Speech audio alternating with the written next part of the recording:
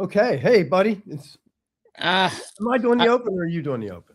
we're open right now. I'm putting chapstick on because it's so darn cold. Um, Yeah, Chelsea just also, told me 20 inches is coming.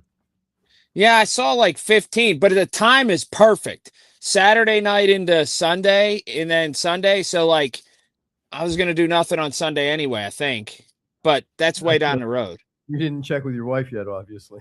Yeah, I don't know. There's football games on. Our prediction did not come true, but I think maybe it means something. Go ahead. The Steelers don't have a coach. We said they would.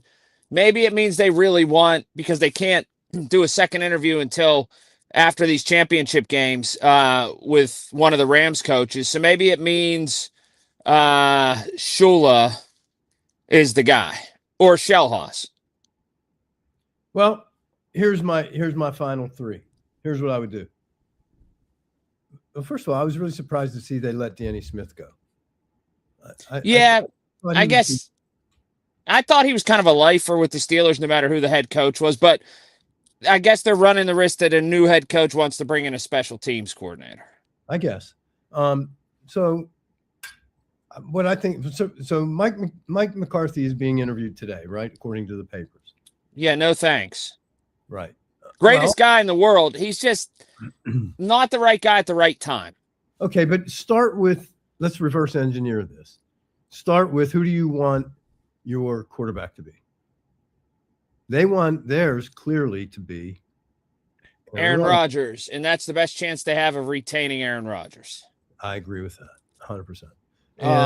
And so if that's the case, then it becomes Mike McCarthy. However, if it were me, and it's not, but if it were, I'm bringing Shellhouse. Yeah.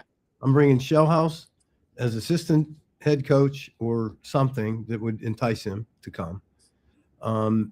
And I would have him. I would have Mike McCarthy on a 2-year deal, 2 and out. So everybody knows clearly the objective, and Shellhouse would be the next guy. And Aaron. Now, I could make a case also for not keeping Aaron. Oh, and by the way, the X factor with Aaron is you would have the ability to have him train Will Howard. Here's the case I'm going to make, not for any of that scenario. Go ahead. The epicenter of all of that is keeping Aaron Rodgers, right? It is. Aaron Rodgers, 1 year younger, which will be a year older next year, didn't lead this team to the playoffs. Explain. If you're doing all this for next year, he's going to be 1 year older. Oh, I see what you're saying. Yeah. You're changing all that you're doing, or you're centering everything around a quarterback that just had a season that didn't end with the playoffs. Okay. A lot of people can lead you not to the playoffs. I understand that. I don't think that falls on him. Yeah. I don't. So what gives us, and this is something, you hear all the time in the football world, what gives us the best opportunity to win today? And is it Aaron? I mean, is it Will Howard? I mean, we don't really have, unless we're going to draft one, and hopefully we will anyway, but right. We don't really have a quarterback plan. Correct. If you take out Aaron Rodgers, there's no plan. If you put Aaron Rodgers in with Will Howard, now you have a plan. Which is why I'd like to go back to 3-4 years ago, whatever, when I said drafting Kenny Pickett was going to set the organization back 5 years, and it did. And it did. But now when you say, and here's where it'll be vague, but it'll make sense. The plan for me is a total overhaul. It's just time. And there's no better time to do it than with a new coach, because here's why. If you bring in a new coach and you have a total overhaul and he wins 7 games in his first year, so be it. Like, you're not ready to burn him at the stake because he's a new coach. And you expect it. Yeah. So if you're ever going to have let's totally reset, recharge, then now's the time to do it. And that's why I think it's okay to not have the firmest plan, but try to get the best youngest coach. I don't disagree with that either. Can I say the one apprehension about Shula, though? What? I love Shula, but, and you're either going to vehemently agree or disagree after I say this weird logic. Go ahead. I just wonder why, if his grandfather is the king of the Dolphins world, they didn't hold the job open for him for 2 weeks. What didn't they see in him? Yeah, I don't know. That really bothers me too.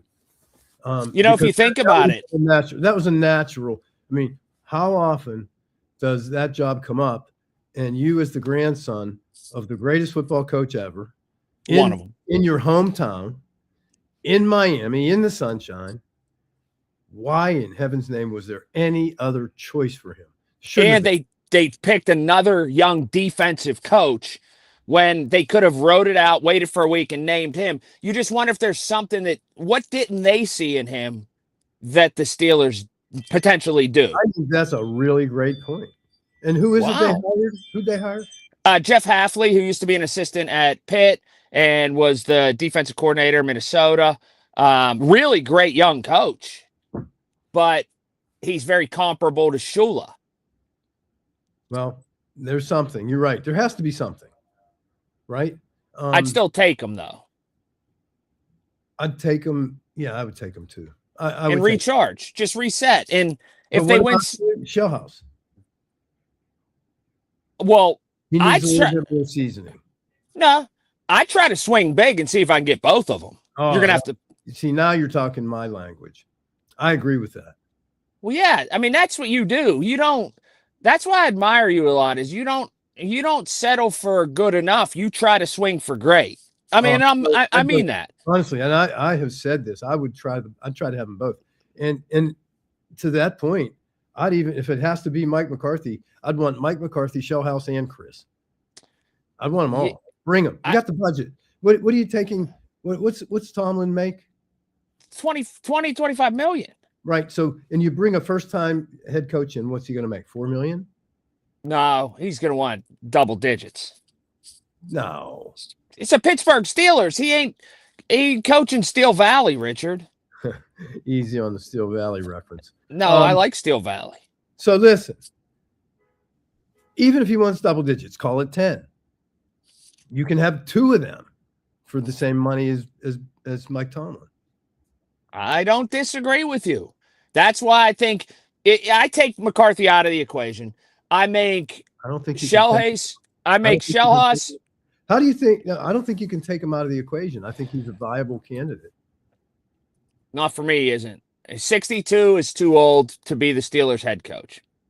I could be the Steelers head coach, and I'm not 62. You could. No, he's just not the guy for me. I try to make Shellhouse the head coach, Shula the defensive coordinator, and I swing big, or the other way, and swing big and go. And essentially, they're just co-head coaches. I agree with that. I love that. Absolutely love that. It's going to be interesting. But again, you can't talk to these LA guys until Monday. Correct. Well, I think it says something if we don't have a coach yet. And I think the rule, this is off on a tangent, the rule needs to be changed in that you can either talk to everybody or talk to nobody till after the Super Bowl. That's what I think you should be able to do. Yeah, I think you should be able to talk to everybody. But then where do you put Brian Flores? Brian Flores is good. His defenses are always very good. But he's had 2 interviews. Right. But he's had 2 interviews, but it's not a level playing field in which we're looking at because 2 of the guys that potentially you want aren't permitted to interview, so you don't know what their true status is. Yeah, but to interview somebody twice, you got to like something. No, you do. You do. Brian Flores, I don't know if he's going to be a great head coach. Well, we just see what happened in Miami, though. He got caught up in that, but I think he's pretty good. I just don't know if he's the right fit. I honestly want to see offense. I want to see an offensive-driven head coach. Yeah, I do too. I really do. We need to put points on the board. That's what we need to do. And if we're driven by our offense it actually helps our defense, because right now our defense is spending way too much time on the field. And Yes. if we have the right offense, that makes our defense stronger and better. But the other thing is we haven't talked about is Andy left. And that's a problem to me. Might be. Does that mean we move Rooney up a little bit? He's up. He's kind of running the show almost. Anyway, football wise, it means we made an error and we should have hired Brandon Hunt when they could have hired Brandon Hunt, who's now in Las Vegas with the Raiders. But I don't know. You can always find those sort of football mind behind the scenes people, because every move is going to have to go up through Omar and through the Rooneys anyway. Yeah. The thing is, though, the thing you hear about the positives of Andy, his ability to, understand talent and recognize talent and develop talent. I probably might disagree with that, based on what I see, right? I don't see any true standouts, but I do think Jack Sawyer is going to be very good. Okay. We'll see. Yeah. We'll see. I don't know. I think that whether it's offense we're talking about, defensive driven, offensive driven, we play football. That's what we play. It doesn't matter if it's offense. It doesn't matter if it's defense. It's football. And the players need to play the damn game. And the players are the ultimate ones that where the accountability is. It's not even the head coach. I mean, you take a guy like Sean McDermott, right? You look at his 1-loss record; it's phenomenal. It's fabulous. Why didn't he win? Probably a lot of different reasons for that. But the players have to play the game. Would you try to hire him? No, I wouldn't try to hire him. Again, measuring the same way you measure, right? And a lot of guys can get you there, but if he can't push the ball over the goal line in how many years he's been there, and he's been on the main stage for each of those years, and he hasn't done anything with it. He arguably has one of the best quarterbacks ever. I agree with you. Do you want to know something that I found out that is quirky that you'll enjoy? After Sean McDermott was let go, I started tooling around the internet. I was just looking up stuff. Marv Levy is still alive and he's almost 101. I did not know that. Was he Kansas City? No. Well, yeah, but he was Buffalo when they lost the 4 Super Bowls. Oh, I didn't know that. Yeah, he's almost 101. Wow. Well, he's halfway to where I'm going. I'm living at 200. Maybe that Buffalo should rehire him. I don't know. He led him to 4 Super Bowls. I don't know. But, it's one man's lemons, another man's lemonade. It depends. I mean, there are people that look at Mike, what's his name? Miami, right? Why would you hire McDaniel. Yeah, Mike McDaniel. Why would you hire him? And by the way, these are from him. I like him. He's going to be the offensive coordinator in San Diego, right? Or with the Chargers. Yeah, with the Chargers. In LA, yeah. And you like him? I don't like him as a head coach. I like him devising plays and schemes and whatever. He's a very weird communicator. Well, he's weird. Did you ever hear him talk? It's kind of. Yeah. But I mean, again, all we're doing here is recycling 32 head coaches. Correct. Someone gets fired. One of them gets picked up. What happens? What happens in that? Then I have a guy that I hire that was fired for performance. I hire him expecting him to win a Super Bowl for me. How does that work? Yeah, it's just the same philosophy, and you're trying to mold it into what your organization does.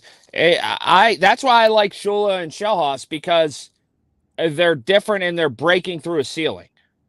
Yeah, I like them for the same reason. Much like Tomlin when they hired Tomlin.